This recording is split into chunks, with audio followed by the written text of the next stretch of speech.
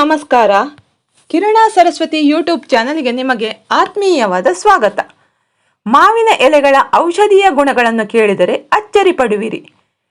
ಮಾವಿನ ಎಲೆಗಳು ಮನುಷ್ಯನ ವಿವಿಧ ಕಾಯಿಲೆಗಳನ್ನು ನಿವಾರಣೆ ಮಾಡಲು ಸಾಕಷ್ಟು ಪ್ರಯೋಜನಕಾರಿ ರಾಸಾಯನಿಕ ಸಂಯುಕ್ತಗಳನ್ನು ತನ್ನಲ್ಲಿ ಹೊಂದಿರುತ್ತವೆ. ಅದರಲ್ಲೂ ಮುಖ್ಯವಾಗಿ ಮಧುಮೇಹ ಔಷಧಿಗಳಿಗಾಗಿ. ಮಾವಿನ ಹಣ್ಣು ತಿನ್ನುವುದು ಯಾರಿಗೆ ತಾನೇ ಇಷ್ಟ ಆಗುವುದಿಲ್ಲ, ನೀವೇ ಹೇಳಿ. ವಿಟಮಿನ್ ಸಿ ಅಂಶದಿಂದ ತುಂಬಿ ತುಳುಕುವ ಮಾವು ತನ್ನ ಕಾಯಿಯ ಸಮಯದಲ್ಲಿ ಹುಳಿ ಮತ್ತು ಮಾಗಿದ ಸಂದರ್ಭದಲ್ಲಿ ಸಿಹಿ ಮಾಧುರ್ಯವು ನಮ್ಮ ಹೊಟ್ಟೆಯನ್ನು ತಣಿಸುತ್ತದೆ ಮತ್ತು ಇನ್ನೂ ಸ್ವಲ್ಪ ತಿನ್ನಬೇಕೆಂಬ ಬಯಕೆ ಉಂಟಾಗುತ್ತದೆ. ಎರಡೂ ರೀತಿಯ ಮಾವು ಮನುಷ್ಯನಿಗೆ ಅಷ್ಟೇ ಪರಿಪೂರ್ಣ ಆನಂದವನ್ನು ನೀಡುತ್ತದೆ. ಕೇವಲ ಏಷ್ಯಾದ ಜನರು ಮಾತ್ರವಲ್ಲ, ಪ್ರಪಂಚದಾದ್ಯಂತ ಜನರು ಹೆಚ್ಚಾಗಿ ಈ ಉಷ್ಣವಲಯದ ಹಣ್ಣನ್ನು ಇಷ್ಟಪಟ್ಟು ತಿನ್ನುತ್ತಾರೆ. ಆದರೆ ಕೇವಲ ರುಚಿಯಲ್ಲಷ್ಟೇ ಅಲ್ಲದೆ ಮಾನವ ದೇಹಕ್ಕೆ ಮಾವಿನ ಆರೋಗ್ಯದ ಪ್ರಯೋಜನಗಳು ಅಸಂಖ್ಯಾತವಾಗಿದೆ. ಕೇವಲ ಮಾವಿನ ಹಣ್ಣಿನ ಕಾಲದಲ್ಲಿ ಮಾತ್ರ ಮಾವಿನ ಹಣ್ಣುಗಳು ತಮ್ಮ ಕಾರುಬಾರು ನಡೆಸುತ್ತವೆ. ಆದರೆ ಮಾವಿನ ಎಲೆಗಳು ಹಾಗಲ್ಲ.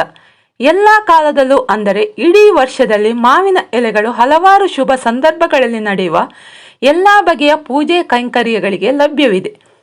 ಆದಾಗ್ಯೂ ಜನರು ಕೇವಲ ಮಾವಿನ ಹಣ್ಣಿನ ಬಗ್ಗೆ ಮಾತ್ರ ಸಾಕಷ್ಟು ತಿಳಿದಿದ್ದಾರೆ, ಆದರೆ ಮಾವಿನ ಎಲೆಗಳ ಬಗ್ಗೆ ಅಲ್ಲ. ಸತ್ಯವಾಗಿ ಹೇಳಬೇಕೆಂದರೆ ಮಾವಿನ ಎಲೆಗಳು ಮನುಷ್ಯನಿಗೆ ಹೆಚ್ಚು ಆರೋಗ್ಯ ಪೂರಕ ಪ್ರಯೋಜನಗಳನ್ನು ನೀಡುತ್ತವೆ. ಮಾವಿನ ಎಲೆಗಳು ಮನುಷ್ಯನ ವಿವಿಧ ಕಾಯಿಲೆಗಳನ್ನು ನಿವಾರಣೆ ಮಾಡಲು ಸಾಕಷ್ಟು ಪ್ರಯೋಜನಕಾರಿ ರಾಸಾಯನಿಕ ಸಂಯುಕ್ತಗಳನ್ನು ತನ್ನಲ್ಲಿ ಹೊಂದಿರುತ್ತವೆ. ಮುಖ್ಯವಾಗಿ ಮಧುಮೇಹ ಔಷಧಿಗಳಿಗಾಗಿ ಮಾವಿನ ಎಲೆಗಳ ಹಲವಾರು ಆರೋಗ್ಯ ಪ್ರಯೋಜನಗಳು ಈ ವಿಡಿಯೋದಲ್ಲಿ ನೋಡೋಣ. ಮಧುಮೇಹಕ್ಕೆ ಅಥವಾ ಸಕ್ಕರೆ ಕಾಯಿಲೆಗೆ ಔಷಧಿ. ಮಧುಮೇಹಕ್ಕೆ ಚಿಕಿತ್ಸೆ ನೀಡಲು ಮಾವಿನ ಎಲೆಯ ಚಹಾವನ್ನು ಕುಡಿಯುವುದು ಅತ್ಯುತ್ತಮ ಮಾರ್ಗ ಎಂದು ಈಗಾಗಲೇ ಸಾಬೀತಾಗಿದೆ. ಹಾಗಾದರೆ ಮಾವಿನ ಎಲೆಯ ಚಹಾ ತಯಾರಿಸುವುದು ಹೇಗೆ ನೋಡೋಣ. 3-4 ಮಾವಿನ ಎಲೆಗಳನ್ನು ತೆಗೆದುಕೊಂಡು ನಂತರ ಅವುಗಳನ್ನು ಚೆನ್ನಾಗಿ ತೊಳೆದು ನೀರಿನಲ್ಲಿ ಚೆನ್ನಾಗಿ ಕುದಿಸಿ ಸುಮಾರು 24 ಗಂಟೆಗಳ ಕಾಲ ಹಾಗೆಯೇ ಬಿಡಿ. ಮರುದಿನ ಬೆಳಗ್ಗೆ ಆ ಬೇಯಿಸಿದ ನೀರನ್ನು ಫಿಲ್ಟರ್ ಮಾಡಿ ಮತ್ತು ಉಪಹಾರಕ್ಕೆ ಮೊದಲು ಅದನ್ನು ಖಾಲಿ ಹೊಟ್ಟೆಯಲ್ಲಿ ಕುಡಿಯುತ್ತಾ ಬಂದರೆ ನಮ್ಮ ಮಧುಮೇಹ ಕ್ರಮೇಣವಾಗಿ ನಿಯಂತ್ರಣಕ್ಕೆ ಬರುತ್ತದೆ. ಬಾಯಿಯ ಶುಚಿತ್ವ ಕಾಪಾಡಿಕೊಳ್ಳುವಿಕೆ.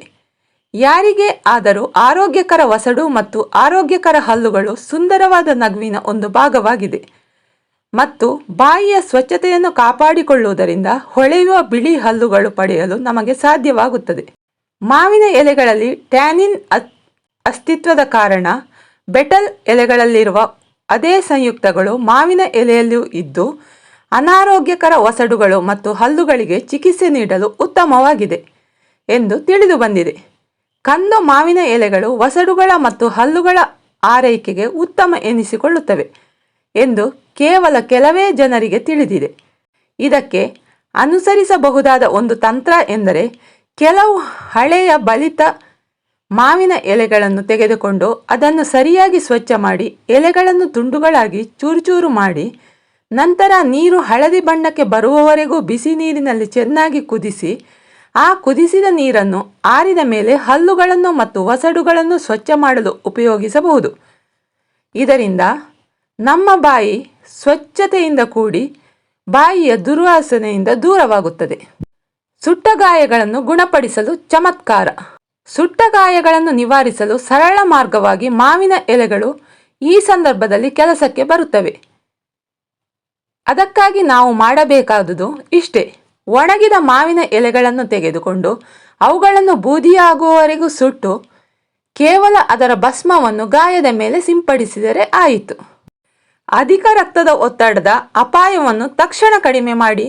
ಹೈಪರ್ ಟೆನ್ಷನ್ ಅಥವಾ ಅಧಿಕ ರಕ್ತದ ಒತ್ತಡ ಮನುಷ್ಯನಿಗೆ ರಹಸ್ಯವಾಗಿ ಬರುವ ರೋಗಗಳಲ್ಲಿ ಒಂದಾಗಿದೆ. ಅಧಿಕ ರಕ್ತದ ಒತ್ತಡ ಹೊಂದಿದ್ದಾರೆಂದು ತಿಳಿಯುವುದು ತುಂಬಾ ಕಷ್ಟ. ಅಧಿಕ ರಕ್ತದ ಒತ್ತಡವನ್ನು ತಡೆಗಟ್ಟಲು ಮತ್ತು ನಿರ್ವಹಿಸಲು ಉಪ್ಪು ಸೇವನೆಯನ್ನು ಕಡಿಮೆ ಮಾಡುವುದು ಅಥವಾ ಸೀಮಿತಗೊಳಿಸುವುದು ಜೀವನದ ಪ್ರಮುಖ ನಿರ್ಧಾರಗಳಲ್ಲಿ ಒಂದಾಗಿದೆ.